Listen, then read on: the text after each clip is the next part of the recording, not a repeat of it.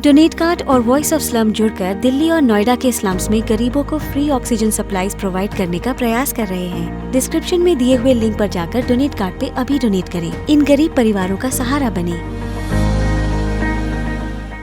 तो आदाब, नमस्कार, गुड इवनिंग, सत श्री अकाल। एक बार फिर आप तमाम लोगों का स्वागत है क्राइम तक की कहानी के इस एपिसोड में और उम्मीद है कि पूरी फैमिली अच्छी होगी।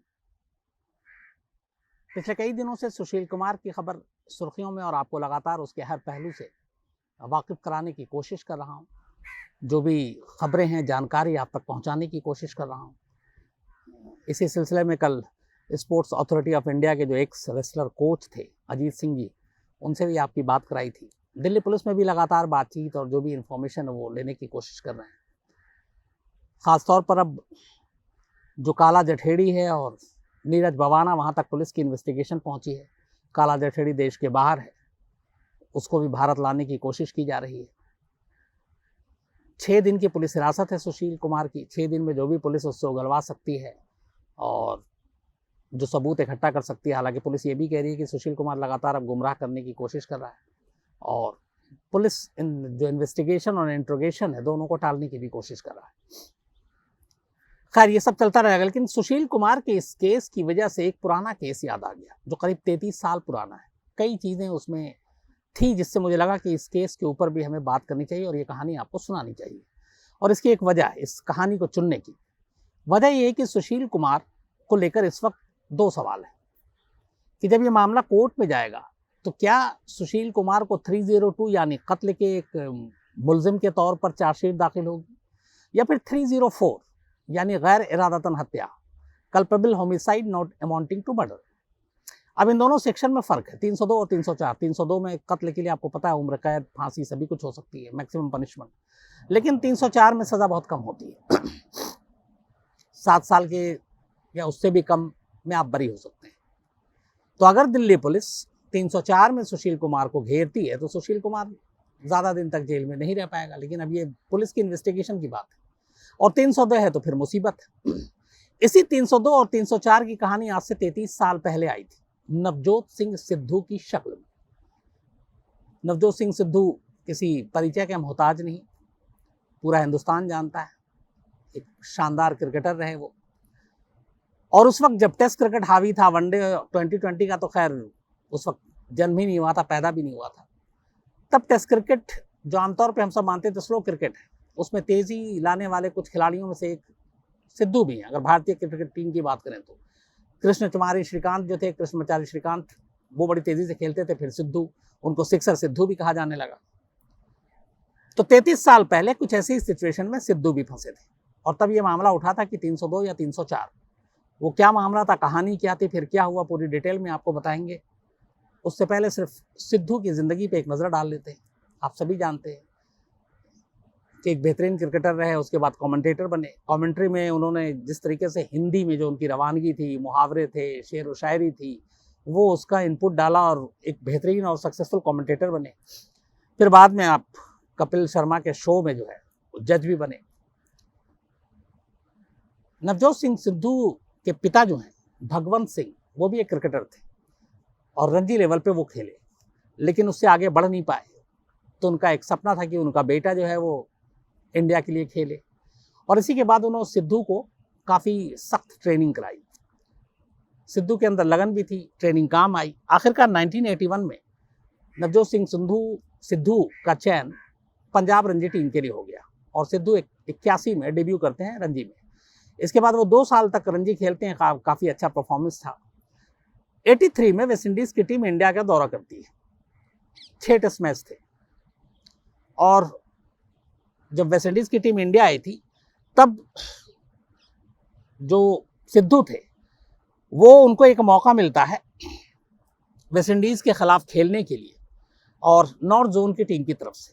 और नॉर्थ जोन की टीम की तरफ से खेलते हुए सिद्धू वेस्ट इंडीज़ के खिलाफ, उनकी पेस, बैटरी, बॉलिंग अटैक बड़ी अच्छी थी, शानदार एक सेंचुरी बना देते हैं। इस सेंचुरी बनाने का फ़ायदा ये होता है कि उन्हें पहली बार 83 में घरेलू सीरीज़ में वेस्ट इंडीज़ के खिलाफ मौका मिलता है खेलने के लिए और वो टेस्ट टीम का हिस्सा हो जाते हैं। अब सिद्धू टेस्ट टीम में आते हैं लेकिन उन्हें पहले 2 टेस्ट में मौका नहीं मिलता। तीसरे टेस्ट में हालांकि सिलेक्शन हो गया था।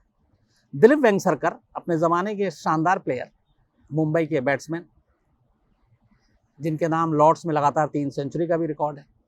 तो दिलीप वेंगसरकर इंजर्ड हो जाते हैं तीसरे टेस्ट में, और टेस्ट मैच था अहमदाबाद में।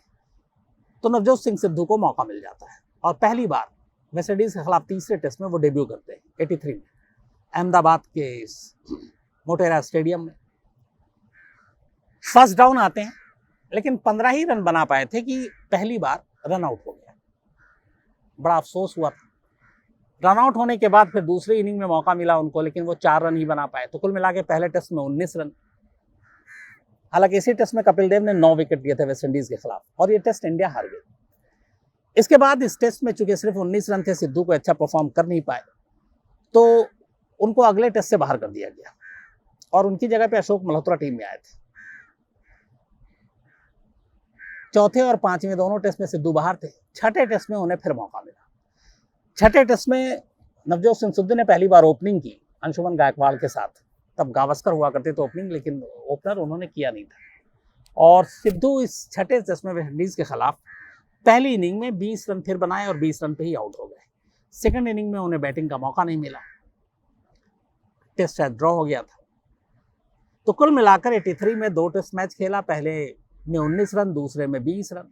इसके बाद सिद्धू का करियर लगभग लगा कि 2 बार मौका मिला, चला नहीं, खत्म हो गया। तो सिद्धू इसके बाद टीम से बाहर हो गए 83 में वेस्टइंडीज के खिलाफ इस 2 टेस्ट के बाद। अगले 3-4 साल तक सिलेक्टर ने सिद्धू की तरफ देखा ही नहीं पलट के। अब सिद्धू टीम से बाहर थे। इस दौरान में अब लगा उनका करियर भी खत्म हो गया। उसी वक्त एक अंग्रेजी अखबार ने एक आर्टिकल लिखा था वेस्टइंडीज सीरीज और इंडिया के इसके ऊपर, और उसमें एक जगह सिद्धू का जिक्र था और ये लिखा था कि सिद्धू एक स्ट्रोकलेस प्लेयर है, मतलब स्ट्रोक विहीन, उनके पास ज़्यादा स्ट्रोक नहीं है खेलने के लिए। ये पेपर में जब आर्टिकल छपा तो सिद्धू के पिता ने सिद्धू को ये आर्टिकल काट कर दिया और कहा कि इसे पढ़ो। सिद्धू को बहुत बुरा लगा। उन्होंने इस आर्टिकल को अपने घर में अपनी अलमारी में चिपका दिया। उन्हें हट किया था कि एक अखबार में उनके बारे में लिखा जा रहा है कि मुझे स्ट्रोक मारना ही नहीं आता।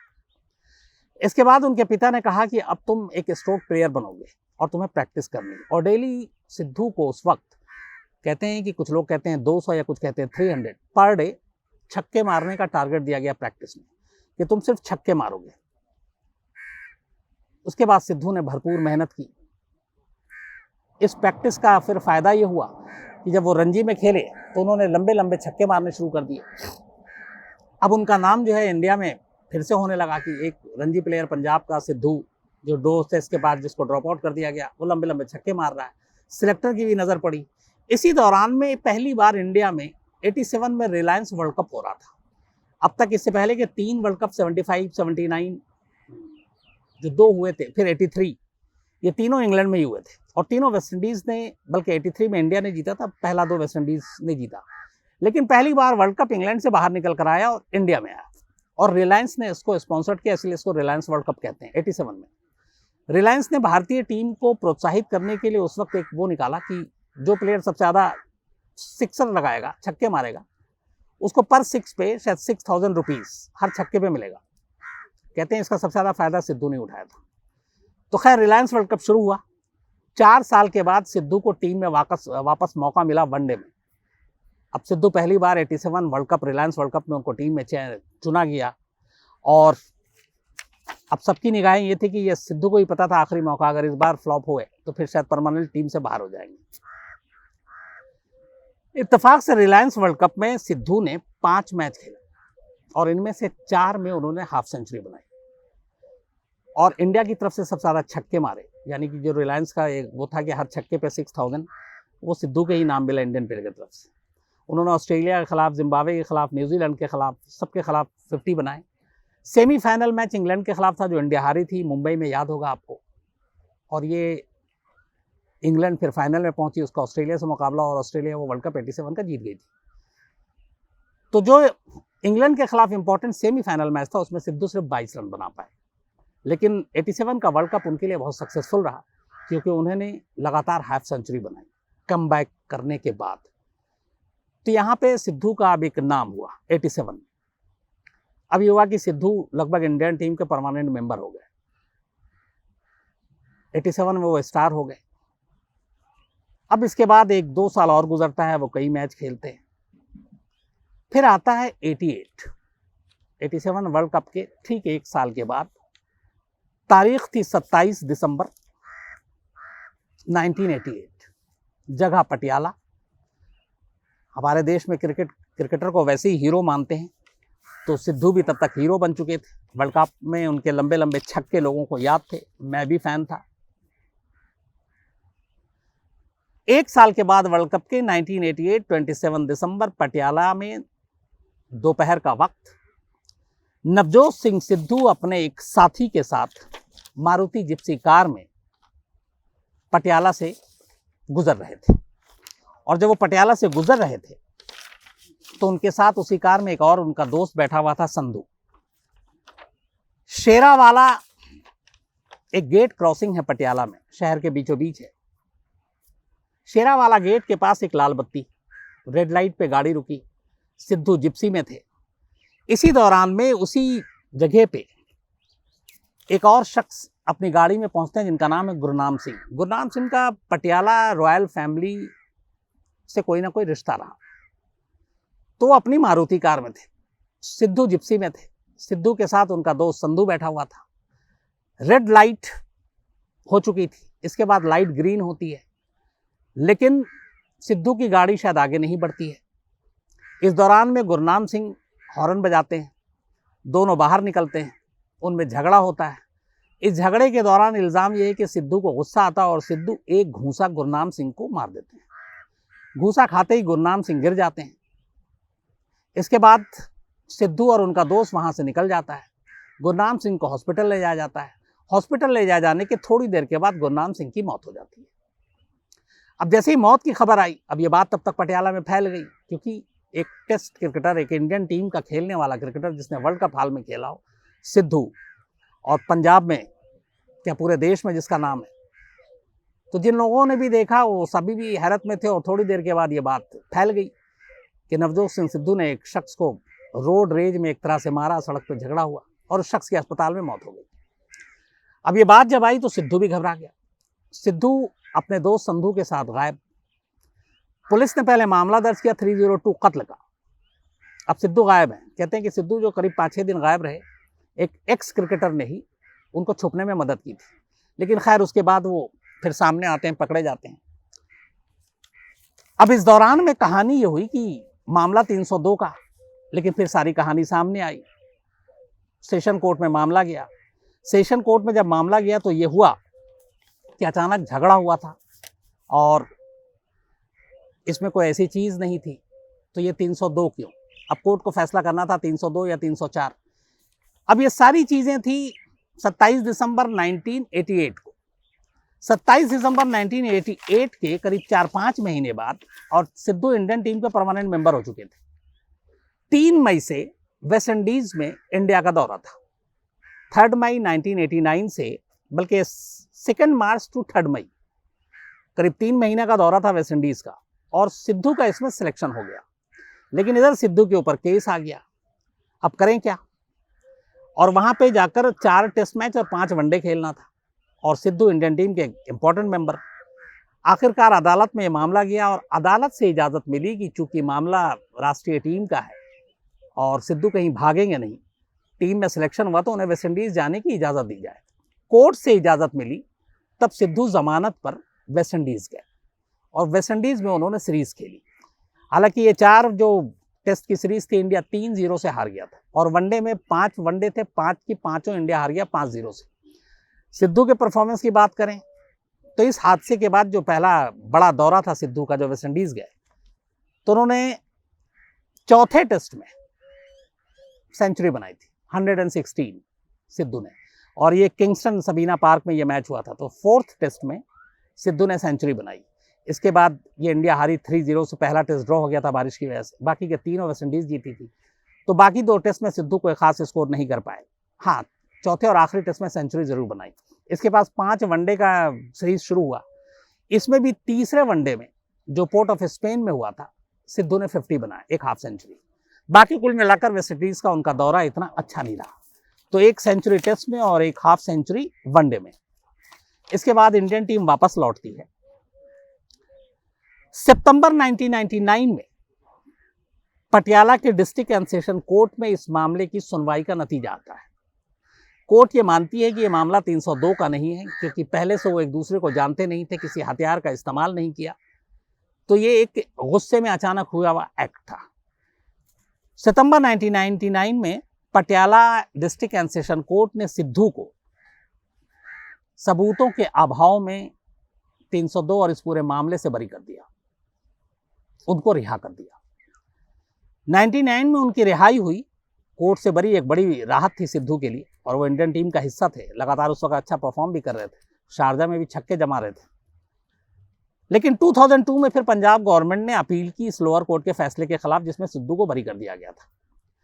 अब ये मामला Punjab and Haryana high court में जाता है। 2006 में Punjab and Haryana high court lower court के फैसले को पलट देती है और कहती है कि ये सिर्फ ये नहीं है कि 304 का मामला, बल्कि सिद्धू को वो गिल्टी मानती है और सिद्धू को 3 साल जेल की सजा सुना देती है। 3 साल जेल की सजा 2006 में।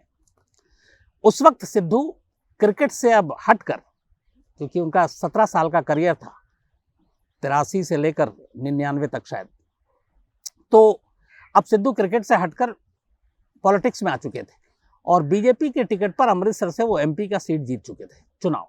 लेकिन उसी दौरान 2006 में पंजाब एंड हरियाणा हाईकोर्ट का फैसला आ जाता है और उनको गिल्टी करार देकर 304 के तहत culpable homicide not amounting to murder, यानी गैर इरादतन हत्या के, हालांकि सिर्फ 3 साल की सजा दी और सिद्धू को ये सजा सुना दी गई।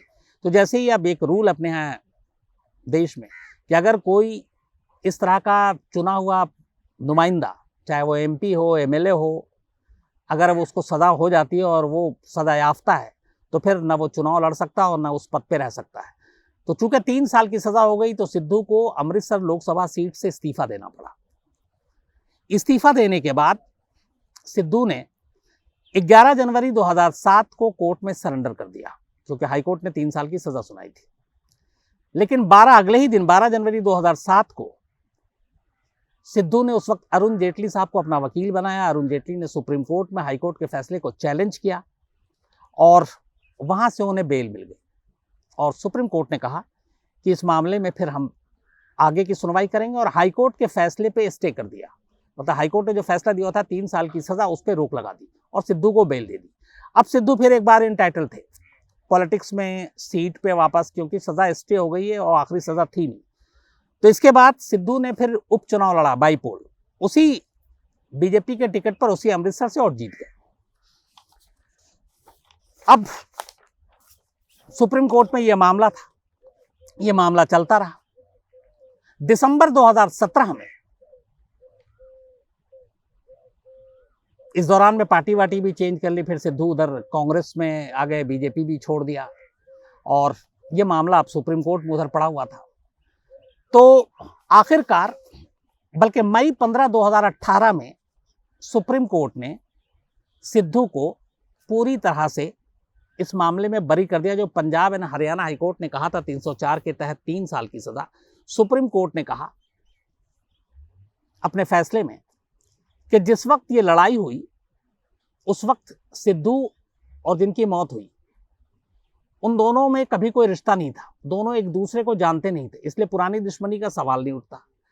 दूसरी चीज जो अहम बात सिद्धू के फेवर में कही, वो ये कि ये जो मारपीट हुई, ये हाथों से ही, दोनों में से किसी के पास हथियार नहीं था।